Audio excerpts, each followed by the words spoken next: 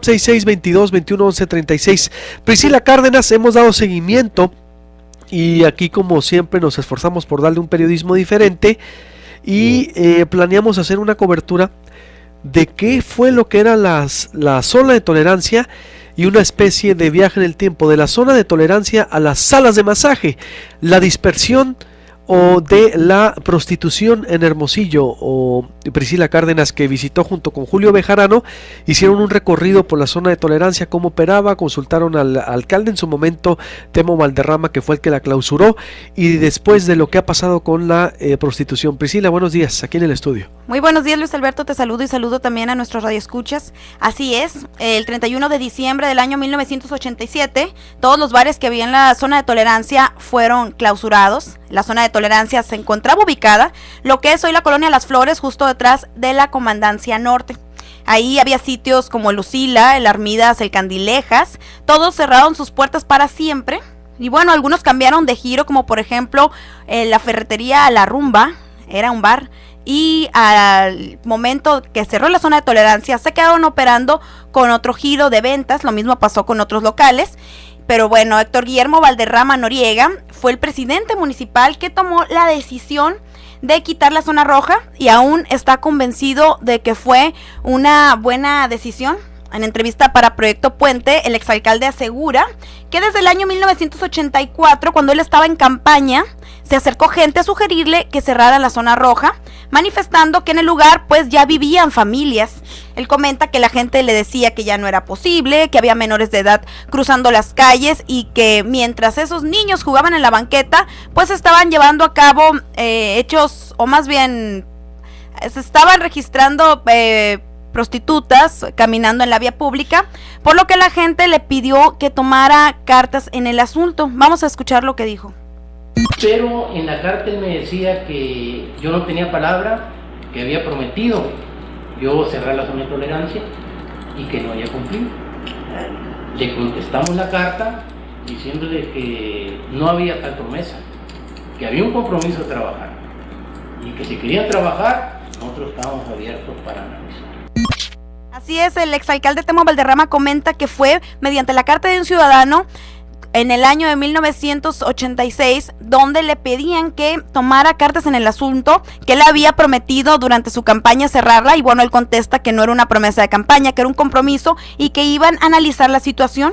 Explica que la primera alternativa que pensaron fue reubicar la zona de tolerancia en un área que les habían destinado en la carretera Bahía de Quino. Sin embargo, asegura que iban a tener que construir prácticamente una nueva colonia, ya que en el lugar ni siquiera había drenaje, no había electricidad.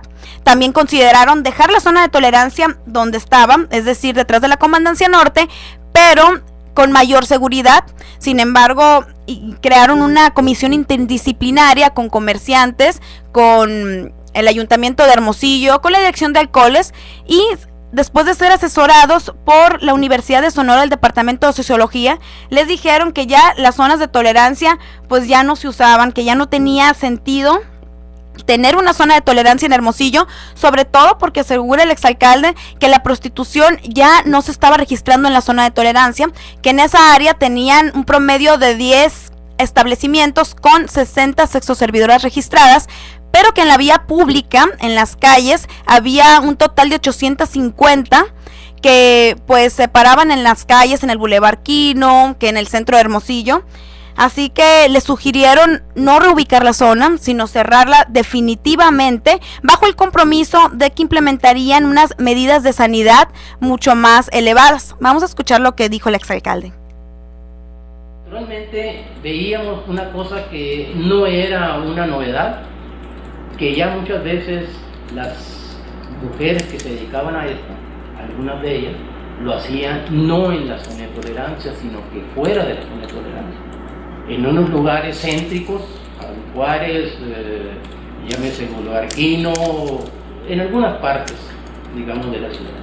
Y a través de inspección y vigilancia empezamos a ver que ya el número, si mal no recuerdo, porque estamos hablando casi de 30 años para atrás, andaba como unas 850 probablemente mujeres que estaban ya ejerciendo la prostitución fuera de lo que era la prostitución.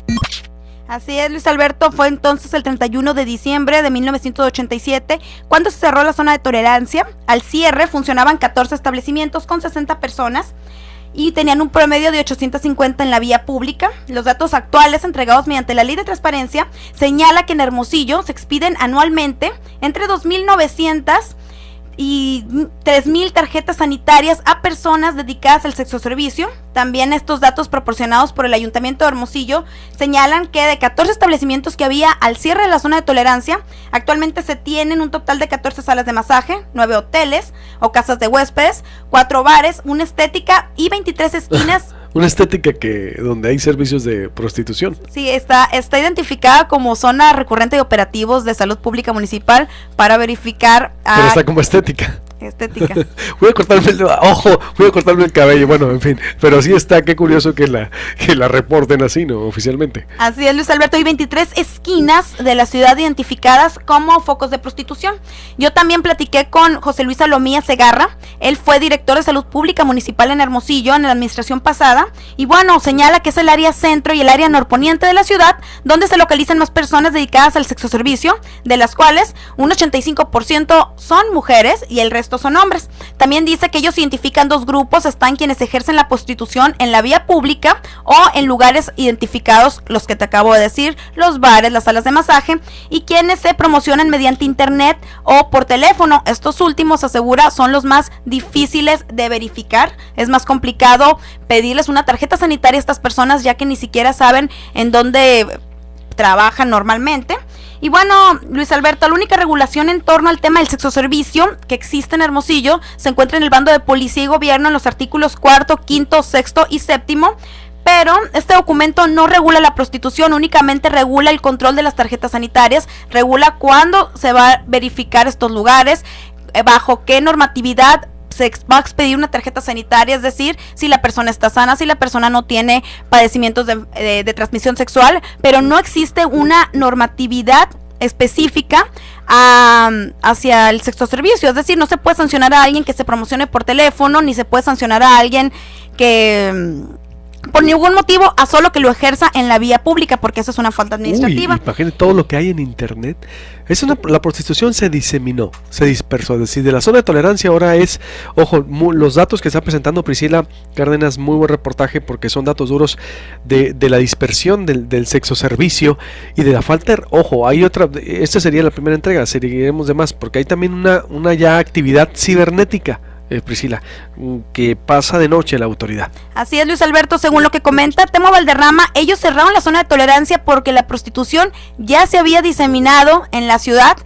Así que les dijeron, bueno, no tiene caso tener un lugar donde estén niños conviviendo con prostitutas en la vía pública si ya la prostitución está en toda la ciudad. La cerraron y bueno, con el paso de los años, casi 30 años después, ya se tienen pues tantos establecimientos. Fíjate, checando nada más cuántos establecimientos están registrados bajo el giro de masajes, yo encontré que hay actualmente 25 bajo el giro de masajes quiroprácticos, pero que están destinados a actividades de giro sexual, ya sea bailes, ya sea, bueno, de diferentes. Así que eso es lo que encontramos. También nos dimos una vuelta por la hemeroteca de la Universidad de Sonora, un lugar completísimo, por cierto, donde encontramos que el tema de la prostitución y de la regulación sobre todo ha sido un tema pues bastante recurrente en los periódicos. Checando diarios de 1986, 1987, encontramos que ya había regulación sanitaria en cuanto a hoteles de paso, en cuanto a establecimientos de este tipo. Y bueno, sí es, siempre ha sido un tema que ha estado en la opinión pública. Hay ocasiones cuando el tema vuelve a resurgir, como por ejemplo, como sucedió ahora, cuando aseguraron hace un mes un negocio que operaba como farmacia botánica donde había menores de edad. Y bueno, yo creo que es importante darle buen seguimiento al tema y sobre todo a la regulación que hay en torno a quienes ejercen este trabajo, pero que no se pueden verificar, ya que no tienen un punto fijo para operar. Más información, felicidades por el reportaje, Priscila, como siempre, porque es un reportaje que hemos hecho con hemerografía, es decir, con documentación histórica o con periódicos, reportaje de campo. Fuimos a hacer una reconstrucción ahí, una narrativa descriptiva de lo que era, consulta a quien estuvo detrás de especialistas y también lo vinculamos con solicitudes de información y es parte del seguimiento que le trabajamos a raíz de la captura de estas jovencitas que prostituían en el centro. Y está está ahí en proyectopuente.com.mx. De la zona de tolerancia a las salas de masaje de Hermosillo, un fotoreportaje, un videoreportaje donde participa también Julio Bejarano y encabeza Priscila Cárdenas en proyectopuente.com.mx. Volvemos, el caso Cajeme, como seguimiento, lo que ocurrió en Miguel Alemán, están echando a andar un programa contra la pobreza, con pues el epicentro de la pobreza estatal se llama Miguel Alemán de Chojoa, y está todavía por acá Los Lagos Promociones, mesa de análisis con Marilena Carrera, Francisco Zavala y Aaron Tape. Volvemos. Ya tienes tu casa, te vas a casar o pagas renta. Te invitamos a conocer Córcega Residencial, un nuevo concepto